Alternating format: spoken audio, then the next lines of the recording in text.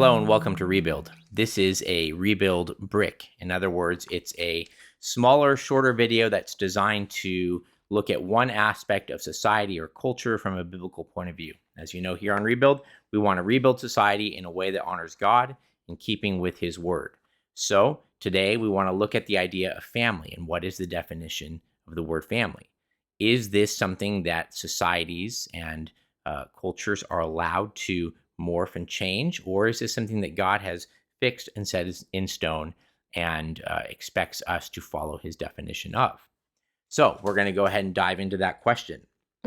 Before we do that, I want to lay out a brief explanation, kind of a grid of 3 tiers of definitions. Okay, the first tier of definition is things that God Himself has defined.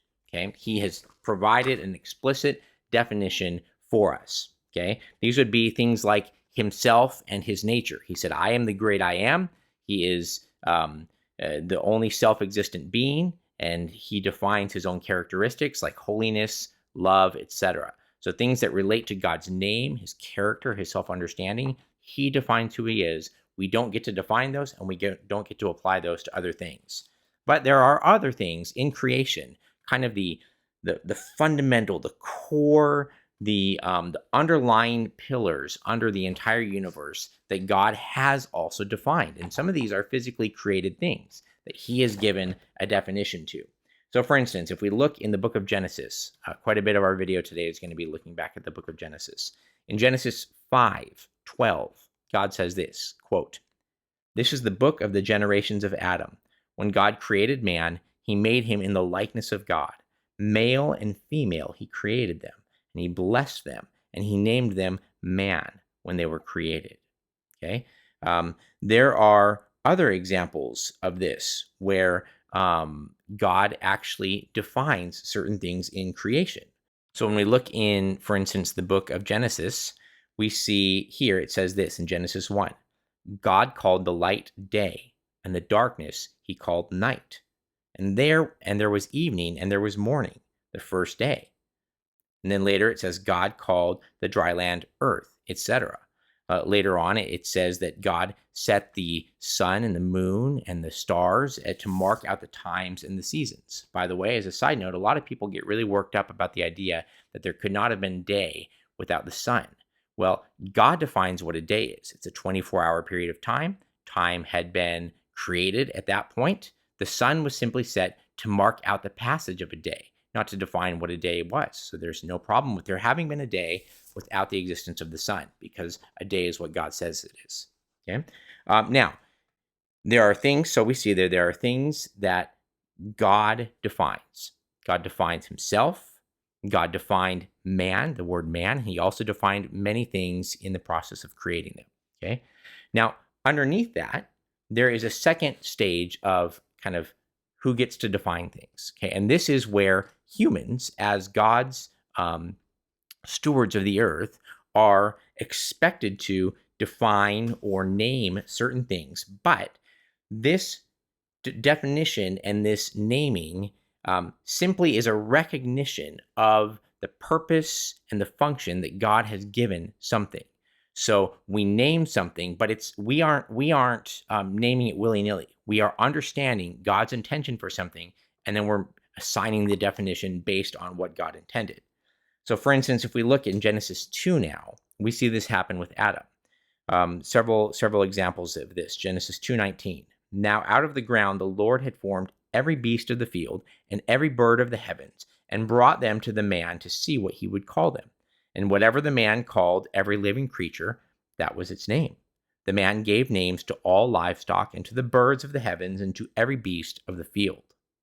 So here we see that Adam was given the task of naming, but we know that he wasn't just casting names on the animals, but rather he was understanding their purpose and their function. Well, how do we know that? Well, because of how he reacts when he sees Eve. Okay, God was bringing all the animals to Adam to see if there would be a helper suitable for Adam to carry out his purpose, which was to subdue and rule the world. Okay, and no helper could be found, so God puts Adam into a sleep, and out of Adam's rib, He creates Eve. Okay, now when Adam wakes up, he does name Eve just like he had the other animals, but he doesn't just give her a name. Look what he says. He says, this is Genesis 2:23. Then the man said, this at last is bone of my bones and flesh of my flesh. She shall be called woman because she was taken out of man.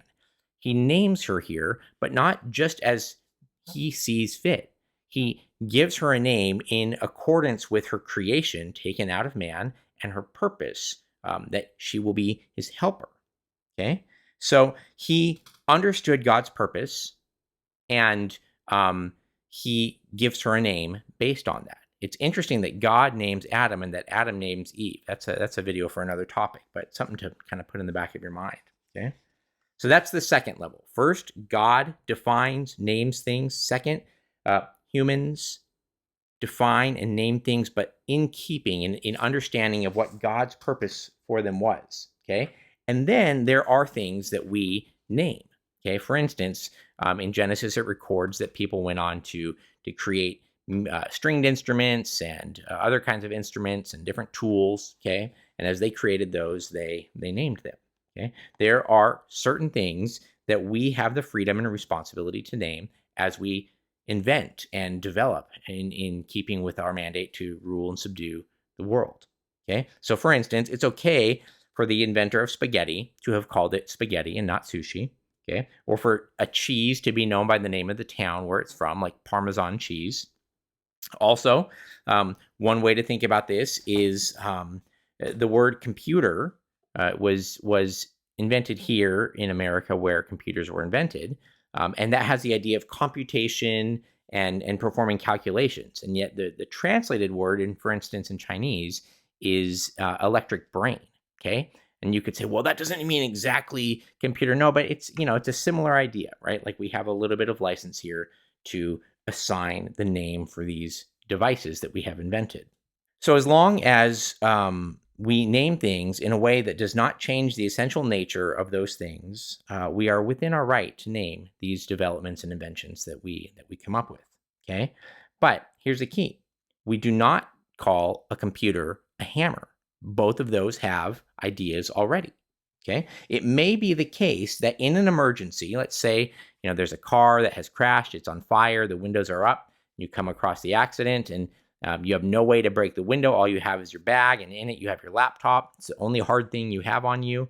And it may be in the case, it may be the case that in that situation, you pull out that laptop and you use the corner of it to smash the window and rescue the person.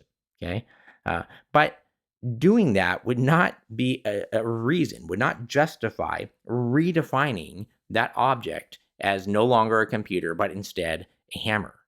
Right? You wouldn't start selling laptops at the hardware store just because at one point in time it was used to break through a window of a car. Okay? In fact, smashing the window of that car with a laptop would actually be to misuse the computer, the purpose designed for the computer. And we don't redefine things based on a misuse of them. Okay? But we do have to recognize here, because we do have freedom in the created order to define and name certain things that are not God ordained. Words do and can change meaning over time. Okay, so for instance, the word pants. If I say I'm wearing a new pair of pants today and I matched it with my tie, okay, that means I'm wearing a new pair of slacks, a garment that covers from the waist down to the ankles. And in England, however, that word, the word that they have for that piece of clothing is not pants. They call it trousers. Okay, they call it trousers. For them, pants means underpants. So if I told my English coworker, I don't have an English coworker, it's hypothetical, that I matched my pants to my tie today, he might chuckle, thinking that I had color coordinated my tie with my underwear. Okay. Now, in this case, no one is freaking out that this change of words from England to American usage has somehow violated the fundamental order of nature, because this third level, we do have latitude and freedom to name and even kind of adjust conventions as we go along. Okay. Now, this leads us to the question of the word family. Okay, family. This is a really hot topic in our culture right now, and Christians need to think very carefully about this definition.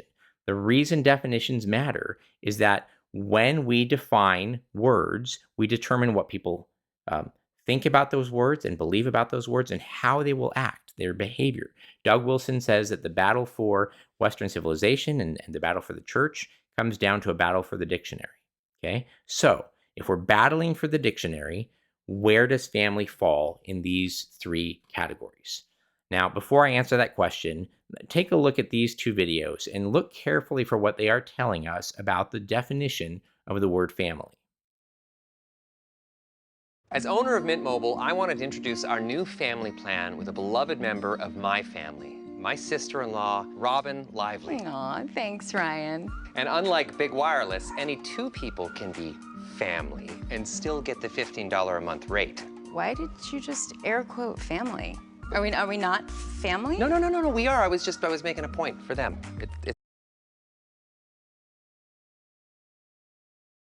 Check out this VRBO. Oh, man. Michael, they're your cousins. Look at me. Come on. Here I am. Right where I belong. I see that face coming back to me like an old familiar song. 'Cause you're here with me. It's all I've been looking for and so much more. And now I'm here, now you're here. Nothing can go wrong 'cause I am right where I belong.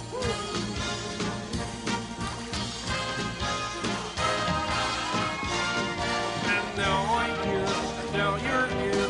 Nothing can go wrong 'cause I am right where I belong.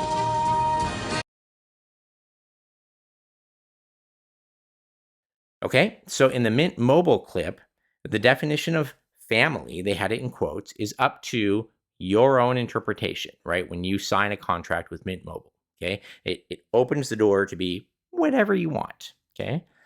In the VRBO clip, the idea there is that a family is whoever you call family, right? And so whoever you call family would be the type of person that would rent a VRBO property. The Mint Mobile clip seems a little bit more humorous as it's intended to poke fun at big wireless companies, right? And that's kind of the joke. But the VRBO clip is a little more sinister because it attempts to convince us that even homosexual relations could constitute and lead to the same thing as a family of a mother, father, children, or an extended family of uncles, aunts, and cousins. Now, this is an intentional attempt to undermine or to change the definition of the word family. The question again that we're trying to answer is, do we as humans have liberty to do this with the word family? Okay.